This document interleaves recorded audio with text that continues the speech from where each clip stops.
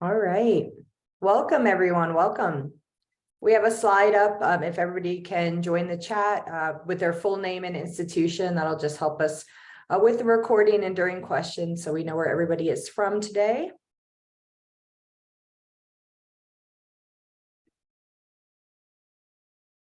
All right. My name is Catherine Wilkerson. I'm going to go ahead and introduce Stephen Crawford here in just a second for you all.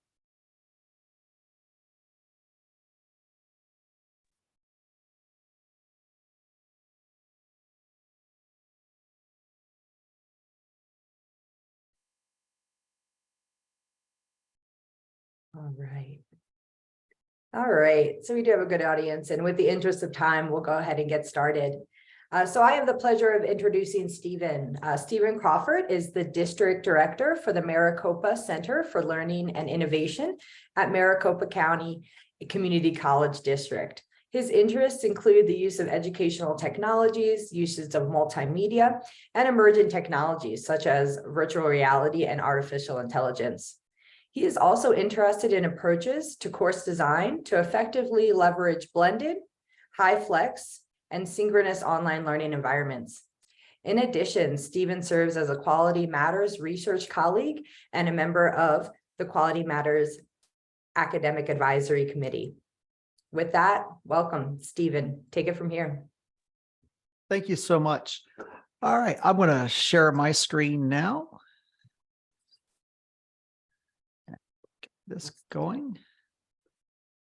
Okay. So welcome, everyone, and I want to thank you all for joining us today. It's real excited to be with you all, and I'm originally from the East Coast, so I always love talking to my East Coast friends, even though it is a cold day here in Phoenix at 60 degrees so far. We've had a winter storm come through yesterday that made things interesting. So one of the things that we're going to be talking about, actually, we'll talk about the weather a little bit, ironically. We're going to be talking about the 2022 Horizon Report from EDUCAUSE. We're going to talk a little bit about how this is made. We're going to have a discussion, kind of makes maybe some predictions of what we might find in the 2023 version. We'll talk about where this came from, how it evolved a little bit, and just try to have a really good time thinking about the implications of this report and what it can do to help you get prepared and what is coming on the horizon to prepare for. So one of the things I'm going to do to help encourage interactivity is use Slido. So if you have a moment, go ahead and open this up in another web browser, and that way you'll have a chance to do some interaction that'll show up on screen, and we can get that recorded for those who are participating after the fact by watching it online. Also, I have the chat open, so if there are some questions that come up, I am more than happy to try to address them either at that time or a little bit later on in the presentation. So as mentioned, I'm the District Director for the Maricopa Center for Learning and Innovation. Here in the Maricopa Community Colleges, we are 10 individually accredited colleges here in the Phoenix metropolitan area, Maricopa County, and we do a lot of interesting things like many of you guys do. So we kind of try to leverage these trends as appropriate. So first off, I kind of want to get to know who's here and what your role is at your institution. And so I know many of us wear multiple hats, and I'm asking for your primary role.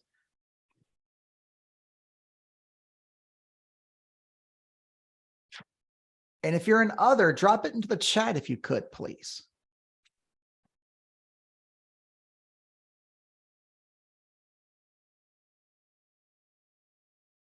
And I do know we have a small group, so I don't expect too many responses, but. So we have some, so it looks like about half of us are involved on the online course design side. We do have a faculty member and administrator here, at least one in those cases. So yeah, you're going to see a lot of really interesting things, I think, that's going to pop up here that will be fun to do that. And I understand that Maryland Online is not an institution, but what you do at your institution. So So let's talk about the Horizon Report. This is a document that has been around for almost 20 years. And there's a lot of folks who I don't think quite realize it. And so this started, for those of us who might remember, the New Media Consortium. This was an organization that was really focused on a lot of the use of technology. Those of us who may remember the good old days with macromedia and a lot of those items. That is, they had this great conference. A lot of great topics came up on how do we bring these new media technologies into the teaching and learning process. And so they started coming up with this document, and it was a great document. But one of the flaws in the document that kind of really started to show up towards the later parts of its run was that it looked at trends as if what is about a year out, what is 3 to 5 years out, and what is 5 years out that we need to prepare for. And the problem with that was there were a number of things that would sit, oh, this is 3 to 5 years out, then would show up in the 1 year out, and then would slide back out into the 5 years or out later. OER was one that kept always popping up because OER was always on the precipice to make a huge, huge impact, which it has and kept doing every year, but the impact kept changing. So therefore it kept remaining a top trend. And in fact, it has remained a trend off and on since EDUCAUSE acquired the New Media Consortium in 2018. Before EDUCAUSE acquired NMC, they started looking into, they were a partner, EDUCAUSE and NMCs were partners. And then in 2020, they went to a new format that I think really has rejuvenized this report. If you remember anything before 2020, you kind of remember what I was just talking about. And it kind of got a little repetitive year after year with some of the things. This new one uses a format from the Institute for the Future, and they really dived into how do we think about the trends that are coming, and then what does that mean for the key technologies and practices. So I'm going to be dividing the presentation up, looking into that. Also, you may have noticed that EDUCAUSE is really, they kind of took NMC's response. NMC used to have one just for K-12 or one just for libraries. And now we're seeing EDUCAUSE is doing something very similar. They just had one come out on, I think, data security and those data practices. So there's a lot of really cool things coming up on that side. So, and also as we were having one of those AI discussions because you can't get more than one educator together. Once you get to that two, you got to have a chat GPT conversation. And I'm going to just go ahead and fully acknowledge all the clip art you're going to see was generated by Stable Diffusion. I have just started using that all the time for my clip art now. And I think that's going to lead into a little bit of our conversations that I would love to have with you guys as we go through this. And is that as we look at what is on the horizon and trends. And so as I talk about what we saw when I was on the 2021 and 22 panels, we're going to focus on 2022. And that's one thing I do want to add is this is coming from an insider point of view from 21 and 22. I am not on the 2023 panel. That panel, they encourage people to be on there for about 2 years and then maybe rotate off and come back a couple of years later. It is also an international panel. And I was there in 2021. I had a chance to write the American Community College kind of response to the report. So this process is a really interesting one, and one that I think it's kind of fun to think about as you start looking at what you may see a little bit more locally when you consider these national and more importantly, international trends. So we start by looking at the category of social. What social trends are we seeing? And as we have this conversation, think about some of the ones you're seeing, because I'm going to ask for them here a little bit on one of the later slides. So we were coming out of it. So when you think about the time frame, we were doing this report. We were looking at the trends in the fall of 2021. And so we were still trying to emerge from the pandemic. And so we saw some social trends that were going on. We knew that hybrid and online learning was a major social trend. When do I go back into the classroom? When do I not? We also saw an increase in the emphasis in skills-based learning. And we also were still having a very strong conversation around remote work. And a lot of this was due to, well, the first and the third one was heavily due to the pandemic. And when we do these things, we just don't go, oh, these are the things that I think are going on. We have a discussion. We have a discussion board that we post to, and we're supposed to bring evidence of this social trend. And there's rules around what is considered a trend and how we bring that about. And so we were very focused, because whereas the previous year we were, a lot of the pandemic was in there. Here we were coming out of the pandemic going, okay, what we're still reckoning these things. And we don't think, as a lot of people have said, one of the things we've been told is don't forget the good lessons we learned from the pandemic, how to do things differently. And so how do we institutionalize these new lessons? And so that was one of the focuses that really had a strong thing. Then we were thinking about the technology trends. What technology trends were we seeing? So again, fall of 2021, I'm sitting here going, boy, I would have loved to have been on the panel for the one that's coming up next, because all the AI stuff that happened in the fall, and even the summer as well. But what we were seeing in the fall of 21 was learning analytics and big data was remaining a huge topic. We set kind of a foundation of AI. Redefining instructional modalities. We saw a lot of the technologies. We saw, Zoom was making a huge move still. WebEx was still improving their tools. We saw a lot of other new educational technologies entering the competition for supporting folks. And we were seeing those changes on how we redefine those modalities, especially with HyFlex coming into play. And then we also have the issue of cybersecurity. You might have remembered we had a large number of attempted and successful data breaches in the community colleges and universities across the U.S. Full disclosure, we were a target, we were hit, and it got to the point where we were really scared this spring break. This was like the first spring break in a while that there wasn't a full-on panic. But yeah, here we were coming out of we had gotten hit, and fortunately every one of our early warning systems went off and saying something wasn't right, and hit the kill switch in all of our systems automatically. And next thing you know, we've contained it to a very, very tiny portion of our systems, and no real data was lost. So we were one of the lucky ones. Other institutions, not so lucky, and they were down. You might remember reading it Inside Higher Ed, they were down for several weeks in some cases, trying to figure out how to get out from under the threats of you got to pay money with crypto. We've also seen these economic trends were going on. Again, thinking about 2021, as we were writing the 22 report, cost and value of college degrees. A lot of that was in Congress. Degrees cost too much and you don't get enough full value out of them. At least that's what we were hearing in the rhetoric. So that was a huge pressure that was coming on us.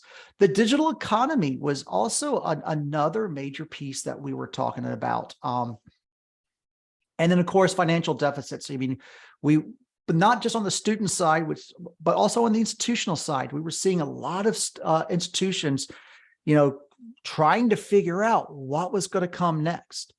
And so we were thinking about these things. And then the environmental ones. We were doing this as some colleges in California were closed because of wildfire. And then we were also doing this while some colleges on the East Coast were closed for hurricane. So we are seeing, the environmental trends and what that means to our physical campus.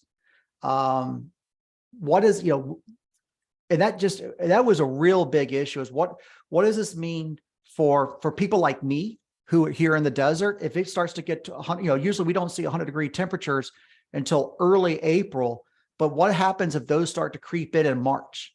What happens if they stay with us until November? That means your financial situations could be stressed because now you're paying more for air conditioning. What happens if your low temperatures don't get below 90 and that can happen here for a month where we never see a temperature below 90 degrees. what happens? That means, do you not cool your building at nights? Well, you got to do something, even though they're not occupied. Otherwise, it's going to be too hot to cool down in the mornings. So how are those impacts coming in? I think about my alma mater, where I did my undergrad and my master's in instructional design at Old Dominion. They were flooding every time it stormed or every high tide in some parking lots. What are they dealing with today? And I know Old Dominion's been kind of asking that question too, and getting onto that research side. So we know that those were some critical things. What does that mean for our students and faculty and staff as well? And then finally, again, this was another one that was because of the international panel, a lot of things that some of the American panelists would say would never happen here are beginning to happen here. And we were seeing a number of, so back then, for an example, we saw Turkey was their government was really getting into dictating what could and could not be taught in their schools and their universities. You had to teach a certain history. We were also seeing that happen in India as well. You could say you're seeing that happening in Florida today. So we were seeing some of that political ideology come into and affecting our pedagogy. We were seeing, again, the political instability of not knowing what's going to happen from one year to the next with your budgets, especially if they're coming from states. And that also would lead to a decrease of public funding because sometimes getting those tax bonds aren't quite there. So these were a lot of the pressures we were looking at and how we were thinking about the practices that we saw coming and where things were going. Oops. So the question I want to ask now is come into Slido again. And I want to ask, what are some of the key trends you have seen these past few months? Now, the good news is you don't need to provide evidence and stuff. And then maybe some of the ones I've highlighted going, yeah, this is what we saw last year. Are we seeing them again this year? And so you can enter free text. You can put multiple entries in, I believe. So I'm kind of curious to see what kind of trends you saw coming up here recently on the technology side, social side, political, all of them.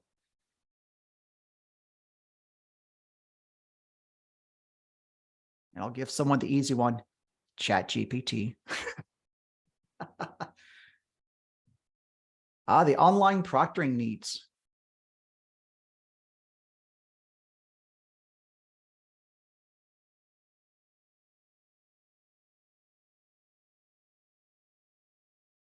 Dual enrollment, and that's one of the things that won't make the EDUCAUSE report. But if it was one just for community colleges, yeah, dual enrollment has been a very big trend on the social side. Okay, that one got weird on me. All right, I don't know if I had a wrong setting or not. On-site content quickly and properly. And I'm really frustrated about the one that got garbled because I think that's one that has popped up also in some of our other discussions when we were doing this, because it's too long. Oh yeah. And the one that got garbled was on my campus, students were concerned about anti-Black racism and police violence. And that was kind of on the political, when we went through all of our political ones, that was definitely one that came through. And during the Delphi rotation of voting, it kind of got, I think, collapsed into some of the ones that I had shown. Need to move on-site content online quickly and properly. So yeah, we're still seeing a lot of that shifting. The tech layoffs, upskilling, reskilling. And again, that kind of goes back to that tech skills side. And so, we saw a lot of these types of trends occurring, and some of them are still occurring. We know that there's a great big political question with what's happening in Florida. I was at the League for Innovation conference a couple of weeks ago, and no bones about it.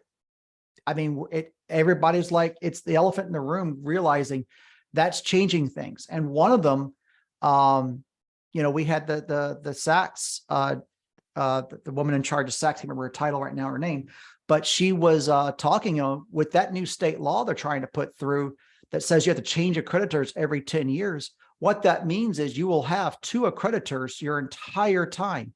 Could you imagine trying to maintain accreditation with one accrediting body while trying to change standards to meet the new one for your next accreditation? And then as soon as you do that, you drop one, you're picking a new one up to start meeting. There's a number of interesting political implications, and there's lots of other easy targets I can hit on Florida, Texas as well. And we're seeing those political pieces move in other states as well. It wasn't so overt maybe, but now it is. And so that starts to bring that conversation more to the forefront. And that brings the finances into it as well. All right, so let me let's talk about those key technologies and practices, and let's go through the report. And I do want to take time with each one and talk about what's going on, because I think a good number of them still have impacts today, and we can talk about what it means for the community colleges and where are some examples of where that's happening. So the first one that we listed in the report was AI for learning analytics. And the chart I'm bringing up here is directly from the report. And this is a really, I think, interesting chart to think about on the barriers to implication. And so we as a panel was voting with how much effort, like 0, does it require, or money or whatnot, and risk, with 0 to 4 scale. And so on the learning analytics side, there was a good discussion on the new literacies, because the question becomes about who builds your dashboards, and such. How do you, because usually you already have all this data in place. The problem is it doesn't talk to each other. And so for those of you who are IT adjacent, you may hear words like data lake. And so that's usually where all of the data libraries you have actually live in one big pool of water, essentially, that can be talked to and pulled out of. And so the thought behind us was that, it's going to require some new literacies for us. We need to understand a little bit more of what's going on and what the numbers mean, and some skilling in that regard. But we also recognize there's going to be a cost barrier. You're going to have to recruit and have people who can build these dashboards for you. But we also know that it can lead to a better responsiveness from an instructor student standpoint if you can quickly identify students who may be at risk of not being successful. We also know that, and we were very mindful of the algorithm problem.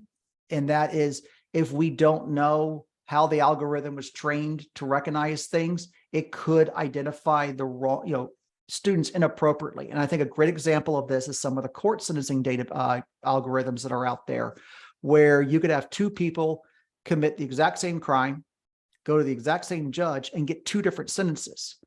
And one gets a harder sentence than the other because the computer algorithm said so. The only difference between the 2 people was the zip code they lived in. And one was predominantly white and one was predominantly black. And because of those historic trends, the algorithm goes, well, this is going to be a repeat offender because this is what we say. And that's problematic. And those are things that you really have to be mindful of, is what is the algorithm? What are the biases of the algorithm? And so that is a huge risk, but at the same time, it can be a huge learning outcome. And the thing is, we've talked about these data dashboards a lot and identifying students kind of at the high level, where it's like getting the students into the right classes, getting them placed correctly, getting them identifying, when, if they haven't registered by a certain date, are we at risk of losing them? When do we start trying to recruit them? But at the same time, we're seeing a number of projects where they are trying to move this now into a deeper level, into the course level. So if you are in a position, let's see here, there's these data retention dashboards. It's University of Washington's one has a great example of that. But you also see Canvas is developing an LTI working with Penn State. And this Penn State application, the idea is it can take all this extra data and identify if a student starts to slide on their homework assignments in your online class, that student would get flagged as, oh, wait, that's out of character. And that is potentially a risk factor because they've missed so many in a row that they're at risk of not successfully completing the course. And see, and that's, I think, the big change on the AI for analytics is that understanding that side of it. The difference between the AI for learning analytics and just learning analytics is rule-based. It's like, oh, if you miss X number of assignments, or you miss X number of days in the classroom, or if you don't register by a certain day, things like that. That's all human decided. The AI side is the tricky part because it requires the AI to be trained on your data using a large data set and probably using other people's data as well, and identifying, and it identifies. So you may not even know what the rule set it's using is. It just knows that. And as the data set gets richer and richer and richer, in theory, it could get to the point where it can get more and more personal. And that's the key part, is the data set has to be super large to train it on. And that's some of the cost barriers that you can do, because you're not going to build an AI system for your institution and train it on your institution's data. You almost need some national vendor who you can trust is using good data from all over the country to kind of get these national norms. And that's the risk you kind of look at on that one. All right, so let's see here. Then we move into AI for learning tools. And this for me has been a real exciting one because I have been playing in this area for a couple of years now. And this is where we're now beginning to see tools integrated into the course itself. Now, again, AI for learning analytics, if you're using Dropout Detective, that's one example of AI doing things on the learning analytics side. But if you're using a tool like Packback on the learning tools side, then you're now using an AI tool directly in the classroom. And give you an example of what this, there's two different versions of this tool. The first one's Questions, which is an AI that essentially helps the students write better questions. And the idea is it's going to, by doing an inquiry-based approach, by having the students learn to ask good questions, they're now becoming more creative and deeper thinkers about asking those things. And so the activities are go ask questions, and then the AI will help the student go, oh, this is a closed-ended question. Are you sure that's what you want to do? It could be it could be another, it could be how creative are you? Things like that. It's like, you could ask this, it encourages the student to write, and it doesn't tell them how to fix it. It guides them to fix it. And the best part is also from an instructor standpoint, the AI will help summarize things and provide you information where you can then recognize students for their questions and answer them and so forth.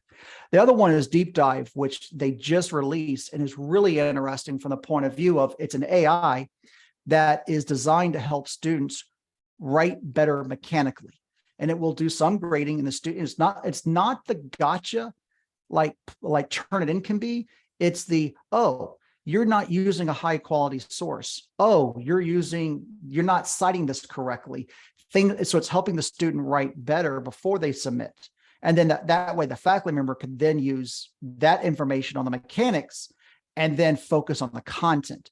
And that's really important because if you're not an English composition faculty member, you may not be fully versed in all the concepts that they would teach. You're focused on, I just want you to write a good history paper or a good science paper or whatever is going on.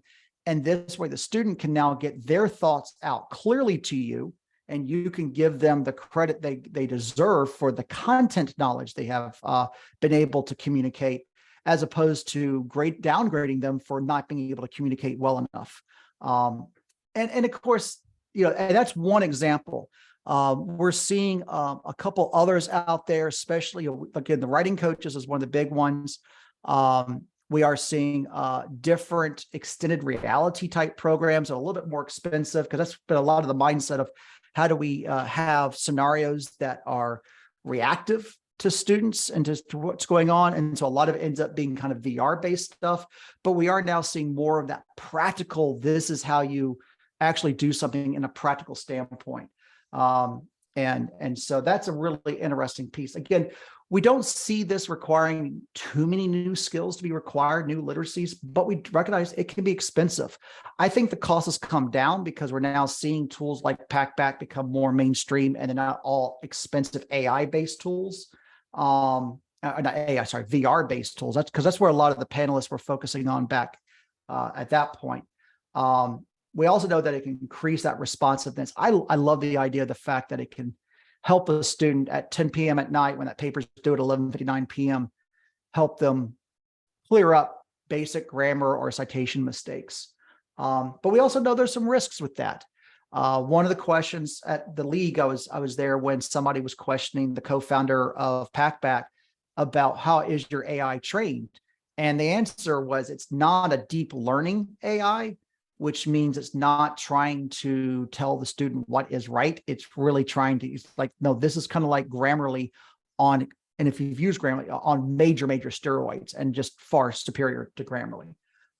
We also know, and I think this was done today based on some of the research. I think the equity and inclusion would be higher because we are seeing some of the ChatGPT research come out already showing that it helps students reduce their writing time, but increase the quality. And if you're, and this was done, there's a preliminary study out of MIT that just released their preliminary results, and their preliminary conclusions were that ChatGPT or AI tools like this helps high writing college educated students to be quicker with their writing tasks. College educated, low writing skilled individuals were almost putting out quality almost at the same level as the high quality folks. So what it means was that they were essentially, for the first time ever, able to get their thoughts out and could be opening up new occupations for them, because if they could not communicate, if they had to communicate in writing all the time, and that was not where they are good at, then that leads to a problem. So we're seeing, I think this is an area to really keep an eye on. Oops, wrong screen. Hybrid learning spaces. So this was another technology trend. I have a feeling a lot of us have been and probably still are building these, especially with supply chain. Some of the things that really came into play on this one was definitely the faculty development side. And I'll talk a little bit more about that in a minute, but we know that what we've seen the rise in high flex learning, where we have the ability for students to decide if they're going to be in person, live online, and if you allow it, recorded video watching later. And and we can talk about the pedagogies around that and how that works, but we know that we saw that it was still coming into play. We're still doing the same thing here. Again, I know other colleges are still having the high flex conversation about how to extend it. One college I was talking to says they've seen an increase in attendance, and they're also seeing an increase in completions, and they're beginning to wonder how many, it's kind of hard to prove this, but it's like how many of these students are signing up for high flex classes so they don't have to drop out of their college, or how many are staying in the high flex class when they would have just started skipping classes because work or family got in the way. And I think this is one of those lessons of the pandemic type of pieces where it's like, we know we need to build these spaces, and we know it's going to be very open and supportive for our students. And that then led, we look into the spaces themselves and then move into the actual learning modes. And this was an interesting aspect of the 22 Horizon Report, is how we broke. This one showed up like as a space, and then as an actual learning mode itself, and recognizing that there are a number of things that need to occur for this to really happen, because you could build the space, but you've also got to build the capacity for this. And so for those who may have had to deal with policies, like I have had, our high flex, you cannot flex your class that first week. You have to attend in person. And the reason why we did that was because we looked at the veterans benefits, and we looked at some other legal guidelines from the federal government. And if we allowed a student to be 100% online, that could change how that student is counted and their funding occurs. But as the law was interpreted for us by our legal team, it was like, no, if the student comes in person for at least the first week, then after that, they can do the rest, and that counts. That's fine. It counts as an in-person class. So we wanted to protect our student funding in some of those conversations. This is one we can talk a lot about if you'd like. We know that this is a big thing coming up. And again, some of the evidence kind of led us to what was going on with some of the stuff going on with IBM, Amazon, and such. And we, badging has been one of those conversations we've had for well over 10 years now. And the space, the language we're getting to see now is not micro credentials, but more about alternative credit. So we are seeing, you think about prior learning assessment is an alternative credit space. And that, I think there's a bridge there waiting to be built, because we are seeing a number of individuals, companies, and those, if you know Luke Dowden out of Austin, no, sorry, I think it's San Antonio, but at San Antonio Community Colleges. I mean, this is an area where he has built relationships with healthcare companies and other industries where they are building these really compact micro-credentialing programs where they're hitting the skills that they need. So instead of telling a student or a company that, hey, we have a certificate program that'll support you, and after one semester, you'll have a whole certificate, or after 2 semesters, you'll have a certificate. Instead, we can pull the pieces out and give you the exact skills you need, but not just build it directly for you. If we build it correctly, we can build it so that once you're upskilled your workers in this one job category, we could then take that same set and move it to another company and sell it to them for that exact same job category. And I know those conversations are occurring all across the country. We're having those conversations here as well.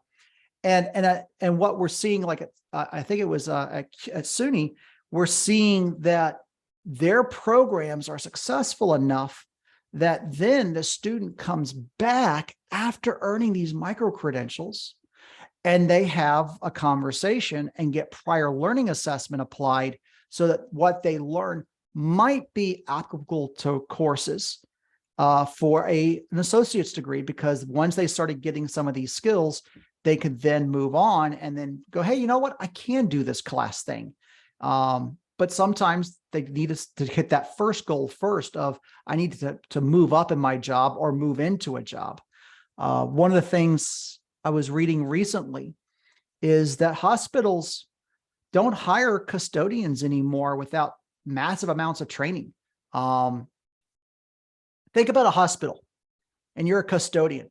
It's not mopping floors. You've got to do appropriate disposal of sharps, of the needles.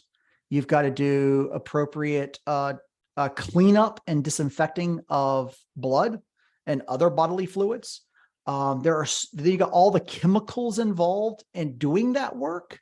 Then there's all the chemicals around you that you should not be messing with and need to be educated on how to handle those if they get spilled. I mean, so think about how simple it was to just clean a hospital 20, 30 years ago. And now think about how difficult it might be when you consider all those chemicals, everything we know about bloodborne pathogens, everything that we know now. A hospital has to be cleaned correctly. And so you just can't hire someone off the street to do that. So we're seeing a number of institutions think about what does that look like? And that could be an apprenticeship program where they're earning a number of micro-credentials so that they then have a checklist going. They have not just learned, they haven't just gone to a class on this skill, but they've also demonstrated their ability to do this skill. And that's one of the things that when you're involved in a conversation on micro-credentialing, it often comes up of where's the evaluation occurring? Is the evaluation going, did you attend something? Did you pass a test on something? Or did you just demonstrate you could do that? And so that's always a very interesting conversation to think about. And that's leading to a huge discussion on how do you compensate faculty if your compensation is all based on credit hours and credit load for your faculty. So it's not an easy thing to implement on paper from an instructional design standpoint, because as an instructional designer, as a background, I'm like, oh, this is simple, this is easy. And then you get into the administration of it and you're like, oh, this is not easy. How does your SIS handle that? How do you assure if this is going to become a program? How do you ensure faculty governance? So that's why we know that there's a lot of receptiveness to this. Our students want this. I've had instructors call me up and said, hey, I kind of want to do something in this regard, because I think there's a cool opportunity to do something in cybersecurity where I could do a 2-week course and train up all these people at this company. We know it has a huge impact on learning outcomes. We know it's going to address equity and inclusion, but we also know there's some risk involved, and because we've got to make sure we do the right ones. But the costs, I think the costs are ones that we really need to think a little bit more about. And that brings us to our last one, which I've already given kind of a hint was coming, and that was the professional development for hybrid and remote teaching. And we're seeing, for those of you who are involved in Quality Matters, and for those of you who've been on the Quality Matter coordinator calls, it's already been hinted at that in the next edition of the rubric that's coming out this summer, some of this is being addressed. We are recognizing that some of these issues we need to address, bottom line. And so I know we've had 2 faculty fellowships at my institution on how do we do this both administratively with high flex specifically, and how do we do this with also pedagogically.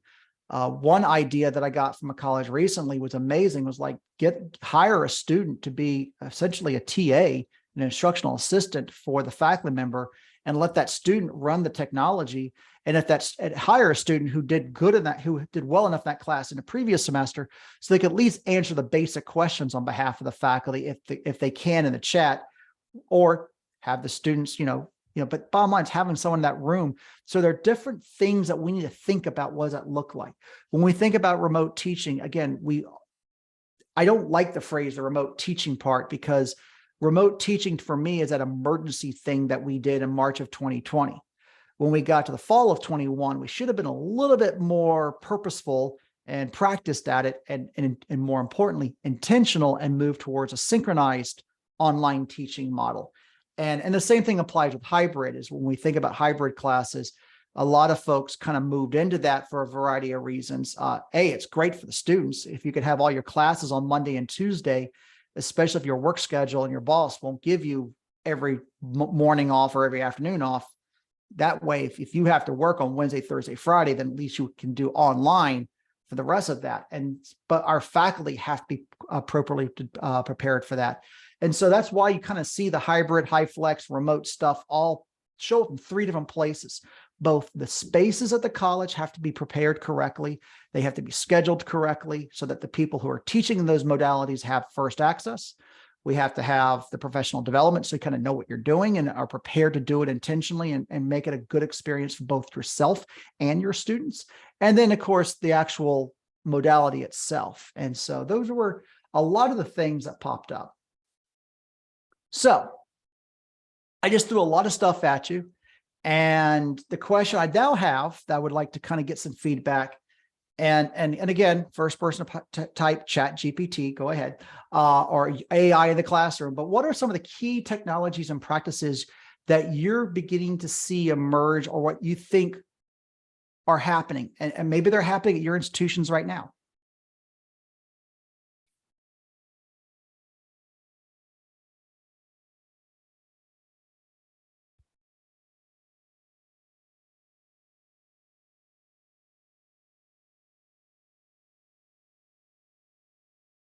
And that's one of the things, with one of the things I'll mention as you're doing that is like when we do the Horizon report, some of the things we take into account are growth, constraint, collapse, and transformation. So for an example, on the AI side, 2022 was a transformative year. I will tell you, I thought ChatGPT was not the most interesting thing that occurred last year. For me, it ranks about 3rd. I thought the image the text to image stuff was Stable Diffusion and DALL-E, DALL-E, and the number 2 after that, actually. I thought those were some of the more interesting things, especially when you consider a student in Colorado won a state art contest with his AI generated images. And then the other one that I thought was impressive last year was the White House releasing ethical guidelines for AI. And one of my favorites, and this is, and I talk about this with some of the AI learning tools as well, is the human should be in control. The human should make the final decision. So that's one of those things that if someone's selling you an online tool where it's like, oh yeah, if the students are at risk of dropping, it'll send them the notices automatically. You don't have to do anything. You don't have to bug them. It'll just do it for you. And if the student doesn't respond within a certain amount of time, it'll drop them based off of college policy. And that's awesome. That's great. Nice and easy. Don't have to do anything. Except if I'm in communication with that student, I know something's going on, and then the AI overrides me. That's not cool, because I may have a different practice I may want to take. Because if you have one of those rules where if a student vanishes in an online course and after say 2 weeks, they are not allowed, you have to drop them automatically. And I know colleges that have those policies. I also know that sometimes that student's like, look, I'm dealing with COVID. I'm dealing with this. I've been really good up until this point. A good conversation with the faculty member, an understanding, they're communicative. That's not vanishing. That's something different. But if the AI is only looking at assignments, then that's a narrow window. So the human should always be in charge. So we've got some really interesting things coming up here. AI tutoring. Yep. We're seeing that thanks to some of the ChatGPT stuff. AI enhanced instructional content. So for those of you who deal with accessibility, and for those of you who don't and haven't yet started to, this ChatGPT 4 is something you should be really excited about. The fact that it is finally, because this has been promised for a while, the fact that you can now give it an image and it can give you a text description. Think about all those images in your courses that have no text description. And for that blind student who needs to hear the voiceover to understand what that is. Now, I was saying this before the call. It's kind of reminding me right now about where live captioning was with speech to text about 8 to 10 years ago. It's good, but you better clean it up every single time because it's not accurate enough. But it's going to get better. And the fact that you can have a place to clean up as opposed to starting from scratch, I think will be extremely helpful. Micro lessons. Again, I think this goes back to the micro-credential side. The modularization of a lot of what we do in courses and what that granularity looks like. And I know that that's a big discussion that a lot of people are trying to figure out. I teach a CIS course. It's and it's a introduction to computers. And so we're covering Microsoft Office. So when I think about it, it's like, is a module the Microsoft Word section? Is an Excel, PowerPoint, and Access, or is it something within, is it the skills within Word? And I think as you think about what that granularity means, that can be very helpful. And the adoption of templates for online content. I think I know what you mean by that, but could you put into the chat a little bit more information? Because I want to make sure I have the right idea in my mind of what you're referring to.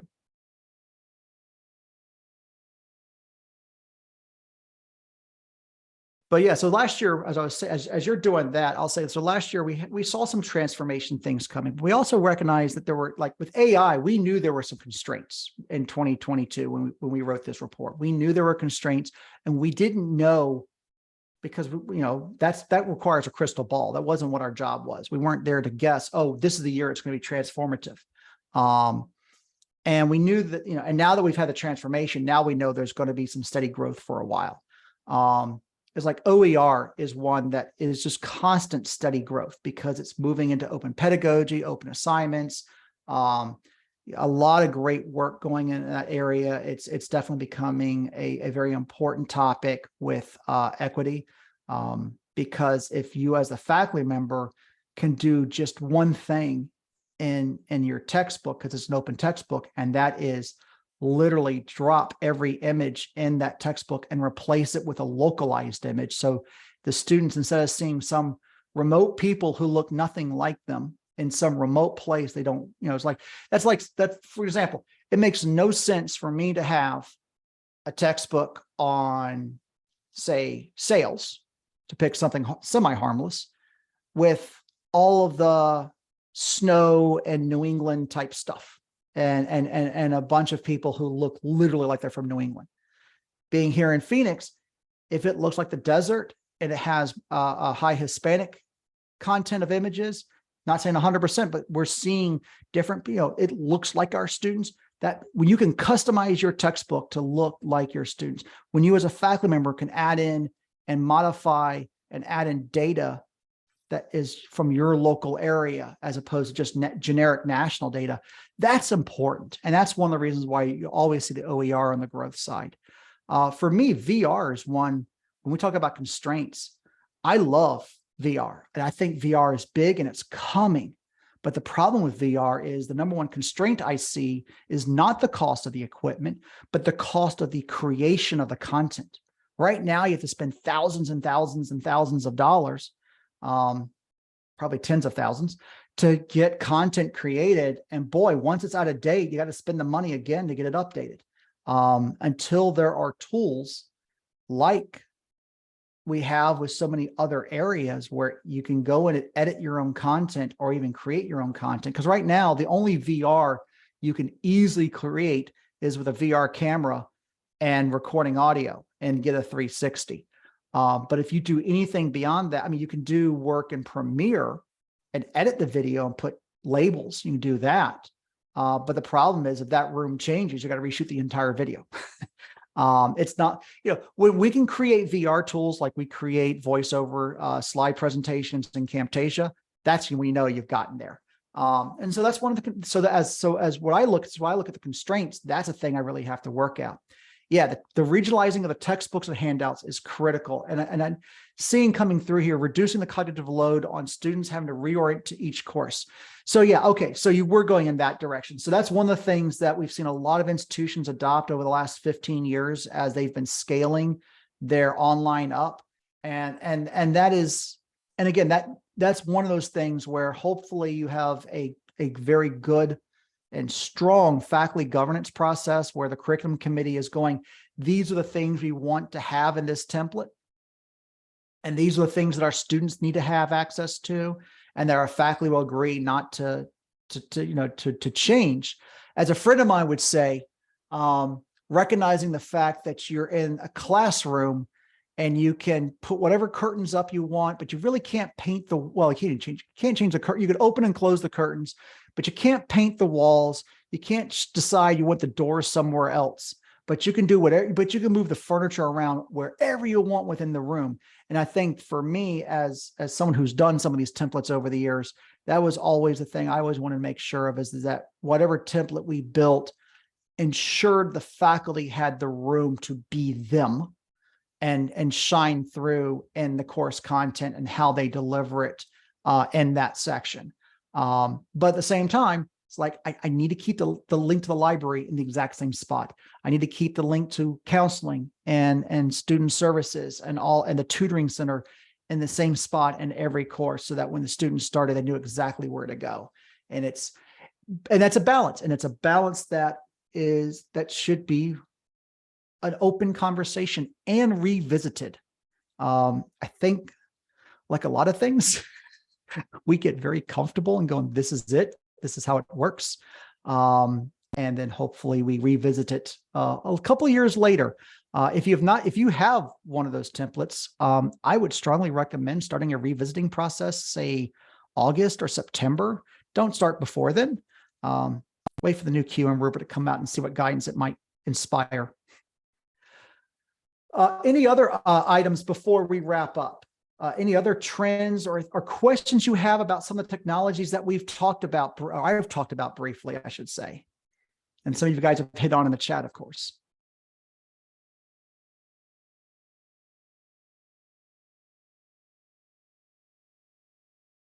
I will say the 2023, I'm not on the panel this year. I'm not 100% sure what I've seen what I think is a preliminary list of the key technologies.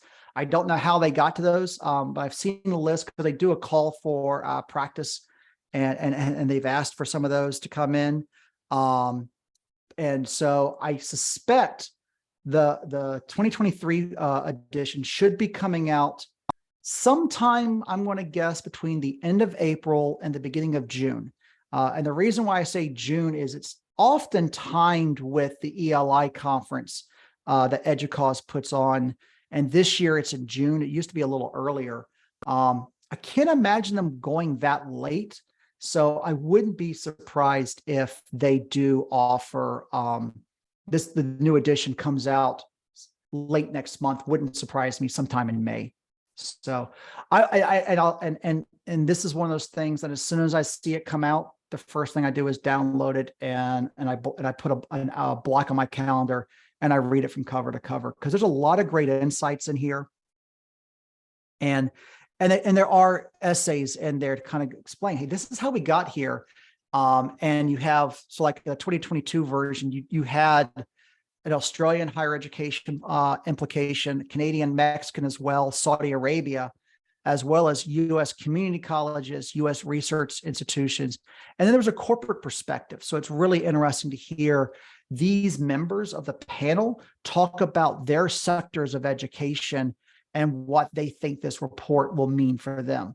Like I said, in 21, OER was a big piece of what I wrote about, as well as some of these other pieces coming about. So especially with some of the social implications going on. And I still think that OER is still a great way to kind of equalize and regionalize and make our learning materials local to who we are and who our students are.